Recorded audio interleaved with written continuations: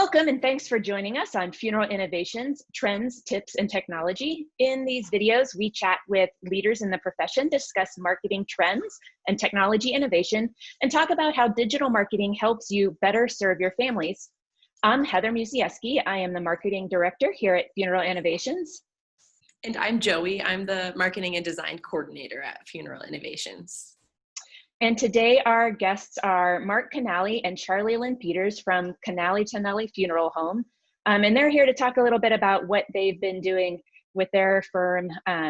So welcome you guys, glad you're here. If you want to start off, just tell us a little bit about who you are and about your business and your community. Sure, well, I'm Mark, Charlie here, and we have 3 locations. We're located in Marquette, Gwinn, and Ishpeming, Michigan. And I've been the owner of the funeral home since 1986, so 34 years now. I bought out the grandson of the founder who began the funeral business in Marquette in 1893. So still, I'm 63 years old and have no plans on retiring yet. Yeah, you guys have been there for a long time. And what's your role, Charlie? I'm a licensed funeral director with Mark. Started with him in 2014. Originally from Munising, so close to home. So I've always lived in the UP. So pretty much everyday tasks, licensed funeral director, and I do a lot of the secretarial work here too at the funeral home. Gotcha. So when pandemic restrictions began in March, many funeral homes were using video, and I know that that's something that's been going well for you guys at Canale. So could you describe what video services you offer and what participation looks like? Certainly. Well, we weren't really doing much online or live streaming until the pandemic hit, but immediately thereafter, about toward the end of March, and we weren't having any funerals at all because the governor just didn't allow that in Michigan here. We started getting requests from families that they just didn't want to prolong it any longer. They knew that there could only be 10 people or less in the funeral home or even at a church for that matter. And they said, do you have live streaming available? And at that point, we did not. So we were hot on the track to find out a company that we could work with, and we looked at one that would come and equip our chapel with 2 or 3 cameras and investigated them a little bit, but realizing that a lot of our families are still very well churched and they want to have the service in the church or at a graveside, we knew that we couldn't take those cameras out of the building with us. So actually, I don't know if it was just divine intervention maybe, but we reached out, or a company called Gather reached out to us, and they have a product that they sent us a tablet that communicates with a camera, a tripod, and we can basically take it anywhere we go. And so we could use it here in the building, we could use it at any church, we could use it outside, and we've used it thus far in all 3 applications. But the problem we ran into with that is that it needs to connect, obviously, to the internet in order for it to work. Now, it will record without going live stream, and we could upload it later. But the families that we were serving wanted it to be live stream. And the problem we ran into is some of the churches, they gave us, their password for their Wi-Fi, and their connection stream was so slow that we were having huge problems. So a friend of mine said, well, why don't you go to Verizon and pick out a hotspot and it's your own hotspot, it's pretty good connection, and try that. Well, the first time, wouldn't you know, we tried it is with a family of the wife of the former president of the university here. The husband was in Florida at 100 years old, could not make the graveside service, and 2 of his daughters could not make it, and they wanted to watch it live. So we connected with that hotspot through Verizon, and it was flawless. I mean, it was incredible reception, and everyone was watching it all across the US. And from that point on, we don't trust any church Wi-Fi's any longer. That's great. That's a great solution. And did you pick Verizon specifically because they're a good, well-known carrier in your area? I know the UP is kind of remote. Well, we're very remote, and it's difficult to come into good reception in a lot of areas, but Verizon and AT&T are the big players up. Actually, they're the only two players. Actually, Spectrum just joined on. They offer cell service now, but Verizon is who we've used here as a company for our staff, for all of our connections for several years. So that's who we decided to stay with, so to speak. Yeah, so if funeral homes in different areas were looking to do this, they would be able to do the same thing with a different carrier. I'm pretty sure, to solve that same problem. That's what a great solution. So can you talk a little bit about like the video cameras that you use? Is it just the iPad? And how do you set that up? And Ultimately, the camera that we receive, it's pretty small, so it's very portable. Everything that we have been sent can be actually carried in a small little case. So it's pretty compact. We carry the tripod with us, and the camera mounts to the top. And it has a microphone that will connect to the back of it just to enhance the audio. And then everything is ran off of a tablet, a Samsung tablet.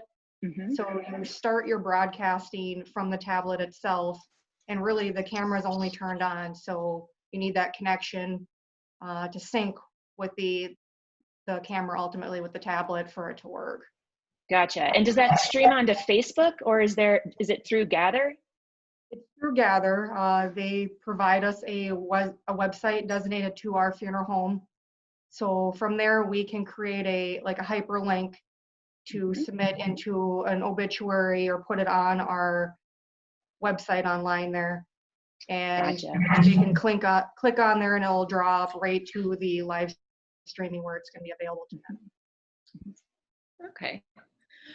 So you guys talked a little bit earlier about how families wanted that live stream option. And could you talk a little bit about what families have said about this new video option in general, and kind of general community feedback? Well, it's all been positive. We're told almost immediately after the service, the family member will come up to either Charlie or myself or Jerry, our other director, and tell us that they were getting even texts during the service on their cell phones saying that it was coming in loud and clear, and there were no hesitations in the delivery of it, and that people were watching it from several different states. And they were very pleased. They felt as though they were right there, because with Gather, the camera has a wide angle view, and so they can see 3-4 different things like at once. Like in the Catholic Church, they could see the casket in the center aisle. You can see the pulpit where the priest or family member delivers a eulogy from, the altar, and we can adjust it so that they can even see people into the first pew. So it's been very well received. And as far as pricing goes, the cost from Gather is every time we do a live feed is $80. And they told us that funeral homes typically charge anywhere from $150 to offer that service. And some funeral homes go as high as $400. We chose the $150 option. So they are compensated, and then we get a little return as far as the investment we have in their equipment, which they overnighted to us because we needed it in very short order here when we initially started with them. What about you, Charlie? Have you heard anything? Like Mark said, it's pretty much always just been positive feedback. I would say, even before the pandemic, people had brought up live streaming. And then for me personally, a family I had worked with towards the end of June, they were pretty much the ones that really got us kind of on board with the whole live streaming, because we needed something that was going to be reliable. So everybody's been really happy so far with it. So That's great. Do you anticipate you'll continue with this even as the pandemic wanes when we get a vaccine? Yeah. Yeah, what a great convenience. Probably for the rest of my working career, at least. Mm-hmm. So the pandemic has caused some families to pull back from having services. Can you talk a little bit about what impact you think that has on those who are grieving? Like, what is the why is it important to still have a celebration, even if it's different than it might have been before we had this time of COVID? Yeah, I think it really causes delayed grieving to an extent. And what I've noticed is that a lot of families kind of go back and forth. I think sometimes if you wait too long, then a service won't happen. A lot of families, they'll say, well, let's give it some time, and then that kind of drifts off where they just don't end up having anything at all. So I think right now it's a matter really of convenience and just kind of getting the closure that people need. So the live stream has been like the best option for that. So you can still go along with the whole service, even with limited numbers, but everybody is still able to watch, which I think is going to help some. A lot of families seem to be interested in the whole live streaming concept. Gotcha. Yeah. And even oh, go ahead, Mark. I was going to just say that prior to our doing live stream, and just use this as an example, we've had a few families that we had pre-arrangements made with far in advance, and they wanted visitation, funeral, and burial. Before we could live stream, a lot of them just chose a graveside service because we could have more people outside than we could have inside. And so they didn't get what they initially bargained for, so to speak. So we were making refunds to a lot of those families because we didn't provide all of the services that they initially wanted. Mm. So with Gather or whatever company being able to live stream, they basically we can follow through with everything that they want. And honor those requests that were made years in advance that people wanted. Yes. That's terrific. That's terrific. Yeah. Yeah, and it sounds like even live streaming services is kind of, it's that important step to get the grieving process started, and for many people just moving forward, which is important. Are there any other changes or challenges you've faced recently and found interesting solutions to that you'd like to share with fellow funeral directors? Anything you can come up with? I would just say mostly just keeping up with the state, rules and regulations. We had a week there where our governor went back down to limit it to 10, and we already had funerals scheduled for the rest of the week. So you can't really, you get one chance to do something right, and you can't really tell a family now that we can't, go along with your wishes. And especially after everything's been, notified to newspapers and on the website.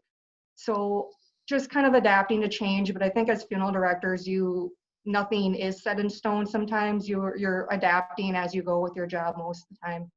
So I think just the number changes and, trying to maintain the rules and regulations and keeping our families, happy and satisfied and performing their wishes. You're back to 10 only? Sorry. Yeah. And is it 50 outside? Or it was 200 outside. I can't recall. I think it still might be up to 200. Yeah. And then the churches, though, kind of have their own jurisdiction and idea of how many they can have in the church, especially the Catholic churches up here. So I would say a lot of them up here are close to 80 to 100, I would say roughly. But the numbers haven't really been that high right now, regardless. But that's looked at it differently. When you have that many in the church, we refer to it as a religious service or religious gathering.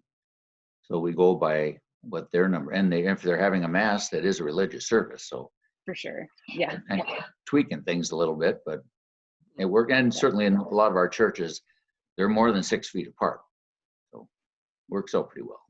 Yep. Go ahead, Joey. Do you want to do the next one? Sure. So we've got one final question that we ask everybody, and that is, what is the biggest lesson you've learned since serving in this profession? Well, for me, and I've been licensed now 41 years, but working in the funeral industry almost 50. I tell our staff that we have one chance to get it right. So that there are no rehearsals in the funeral business. So the way that we treat a family will affect them for a lifetime, whether positive or negative. And we want it always to be a positive experience. And so basically it's no rehearsals as far as I'm concerned. What about you, Charlie? So I would say pretty much, as Mark had said, that you don't have rehearsals for funerals.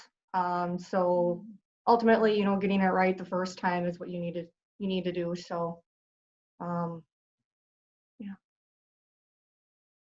Very nice. Yeah, I think that ties in nicely with the video services you guys provide, and making sure that that part of the service is offered for families, like you said, since it's just a one opportunity, like you get one chance to do it. So that's great.